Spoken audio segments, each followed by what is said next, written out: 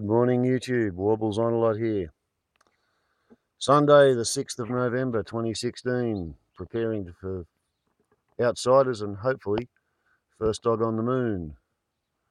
And yes, at the moment we have kangaroos. Last appearance with us, so make the most of it, people. Osman Faruqi is news and politics editor at junkie.com, co-host of at BackchatFBI, and Benson Salo is a financial inclusion advisor at Good Shepherd Microfinance, formerly National Director, National Indigenous Youth Leadership Academy, and a former UN Youth Ambassador. Welcome, everybody. We all pumped for Parliament back this next week. Absolutely. Oh dear. Yeah, I know. But it's a long running saga. It's gripping in its way. Senate numbers, I suspect, will be very much a talking point. We had all that kerfuffle about senators in the High Court. Was it chaos? This is a fiasco. It's chaos. Really? Look, seriously, there are two crossbenchers whose eligibility will be considered by the High Court. The rest of the crossbench are unaffected. There is no chaos. Oh, Tricia, says the Prime Minister. What are you talking about? Sounds a bit forced. Look, I think it's really interesting the way this is going to go, I think, because obviously the government's got like major problems because, two of the major parts of its legislative agenda, the ABCC and the Registered Organisations bills and the plebiscite, both of which has kind of set like a very short time frame on, like, no, we've got to get this done before the end of the year. And now it seems like both of those votes being very close, and now two senators are kind of saying, well, no, we can't. I think Bob Day's resigned already, and then Cullerton's basically said that he won't kind of participate in any votes until, his eligibility is settled. So that just kind of completely scuppers the government's legislative agenda for the next couple of months. So I think there's only a few more sitting weeks anyway, but Three to go. It just kind of proves that, they just can't do it. Well, that's it, isn't it, Benson? This small government, they seem incapable of taking a trick. Absolutely. Well, Turnbull needs 8 out of 9 crossbenchers to pass any kind of legislation, and I think his legislative agenda is it's floundering. It's a dead duck in the water, really. And an agenda in the case of ABCC and so forth, in which we had an election over. This is important to him. Yeah, absolutely. And it's interesting. I don't normally quote Andrew Bolt, but on election night, you have our permission. He said he'd lost his mandate to lead. And I think this is actually a very strong indication of that. Osman, the thing that I like about this last week with the High Court's intervention here is this is the long hand of the 19th century reaching out to inflict an air of probity on the Australian government through the Constitution. Isn't that rather quaint and sweet? My favourite thing about what Turnbull said in the grab you just played is though it's normal for the High Court to just be investigating the eligibility of the senators. Like that's kind of, we've had senators occasionally tossed out before. This week. Yeah, but to have two at once, it's not. It's just two senators being investigated by the High Court. Nothing to worry about. It is very interesting, and I think maybe given the way that the public feels about politicians these days, it might be the High Court's one of the most popular institutions around at the moment. We have no idea how this will resolve. I mean, I guess all we know is its effect mean time. But oh dear me. The other big story, and this was huge in the national broadsheet yesterday around Section 18C of the Race Discrimination Act. Trish, you would have been pleased with the outcome of the freeing of the Griffith Three? Look, I think, yes, pleased is one way to put it, but I also think of it in a way that it's also meant that we are no closer to kind of resolving the kind of social and political impasse over the topic. I mean, yes, I'm really, really glad that, these 3 young men, having endured like 3 years of being dragged through the courts, and if they hadn't been represented pro bono, they'd be up for, thousands and thousands of dollars in legal fees. So on that front, I'm glad, but also it doesn't, like, the people who are defending 18C will just say, well, look, this is proof that it works. They were exonerated completely. The court chucked it out of the courtroom, and then everyone else is saying, well, look, but what about the costs that have kind of taken that has been exerted on the people and on the system and everything else? And so it doesn't really offer a way to resolve the situation, and it seems like the only way to go is the parliamentary inquiry that's being proposed by some members of the backbench. And getting increasing affection from the PM. I mean, I wonder, Benson, if that case in particular, the Griffith Uni one, which was resolved on Friday and turfed out, I mean, my argument on that would be that it shows that 18C works, but that the process around its implementation is pretty ropey. Yeah, absolutely. And I think in Australia with the 18C, it's around unlawful to offend, humiliate, intimidate based on race, colour and ethnicity. I think it is important that we have that in a multicultural Australia.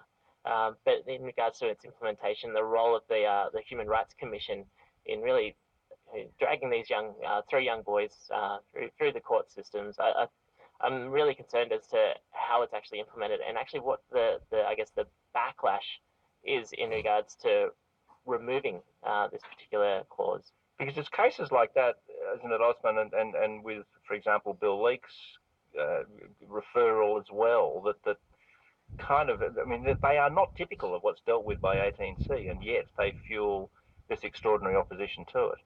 Yeah, absolutely. And I think it was interesting a few weeks ago, John Howard actually came out and he was asked, John, why didn't you, Mr. Howard, why didn't you just do anything about why didn't you do anything about 18C when you were in office? You're in Parliament for a decade. And he said, look, it wasn't a priority, but it wasn't really until the Andrew Bolt case that Conservatives realised from their perspective how dangerous 18C was. And in a way, I think that's kind of telling that the law only really became a problem for a whole bunch of Liberal politicians when one of their own, someone like Andrew Bolt, was basically found to have breached it. And like, I think my issue with what's going on in the debate now, I think you're right, Jonathan, that what this court case shows is that 18C works, and this is an example of that. These guys shouldn't have been found to have breached it. The court threw out the case. That's how courts work. And yeah, you can argue that it's tough that they went through this and they might have been liable for costs. I mean, that's how the court system works. Like, I know people that have gone through defamation cases and they've been found to be innocent, but they were still liable for tens of thousands of dollars in legal fees. That's just how the court system works. So if you are worried about people being dragged through the courts, then that's a bigger problem, and I don't think you can just say that's one that can be isolated to 18C. Is that a thing, Tricia? I mean, do we have here what's, between 18C and 18D, we have ample protection for both people who might be the victims of that sort of abuse and for people who say things like Bill Leake might have done, with the protection of free speech, of that sort of freedom of expression. I mean, is there a problem, though, in the way that it's administered? I think there is a problem with the way that it's administered, but I think that my concerns on that topic are secondary to the 18C, 18D as it stands. And I'm profoundly concerned by a law that says that, your exemptions to being found to be, unlawful under 18C is dependent on things like good faith and reasonableness. And I just, as a matter of any expression as a journalist or as a commentator or as an artist, I mean, there are huge elements of 18C that protect you.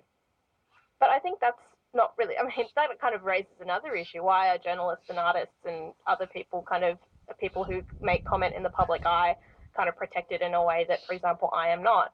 I think that raises another issue. And I guess my issues with the whole issue of 18C kind of go very much beyond what we can reasonably cover this morning. But yeah, I could talk about this for ages.